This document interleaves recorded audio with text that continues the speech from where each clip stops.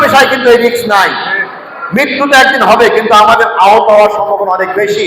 পঙ্গুত্ব বরণ করলে আমাদের সংসার অচল হয়ে যায়, এটাই তো সত্যি।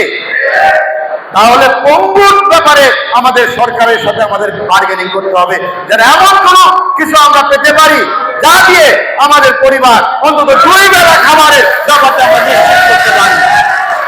এটা কিন্তু মুখে বললে হবে না, আমাদের এক হতে হবে।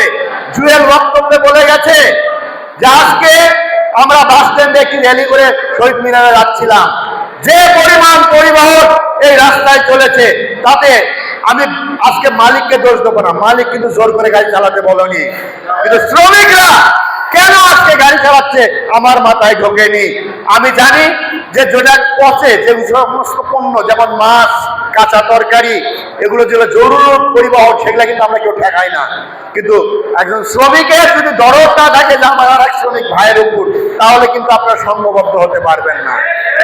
আর একটি কথা আমি আমার প্রিয় নেতা খোকা ভাইয়ের উদ্দেশ্যে বলতে চাই, সেটি হচ্ছে বিগত দিনের মে দিবস কিন্তু আমরা সবাই একসঙ্গে আমরা পালন করেছি, আমরা র্যালি একসঙ্গে করেছি, তারপরে যার যার অনুষ্ঠান তাই তাই করেছে।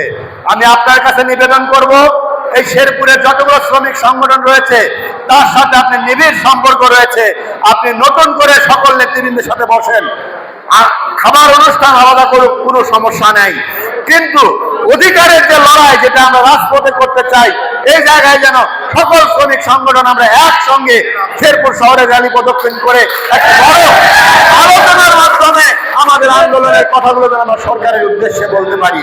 এটি আপনার প্রতি আমার বিনীত নিবেদন থাকবে। আমি আর কথা বলবো না, আমি শুধু বলবো আমি একজন খাঁটি শ্রমিকের সন্তান।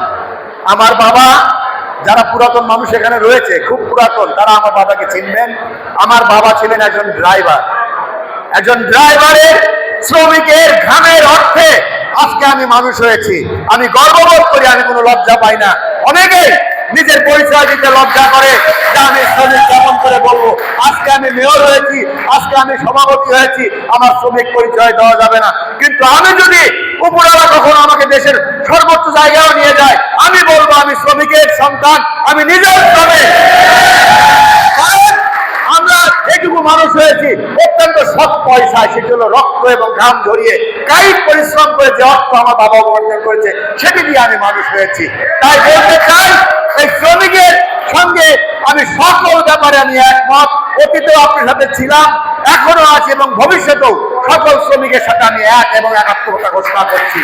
ভবিষ্যতে শ্রমিকের অধিকারের যে কোনো আন্দোলনে আমি আপনাদের সাথে থাকবো, এই প্রতিশ্রুতি দিয়ে।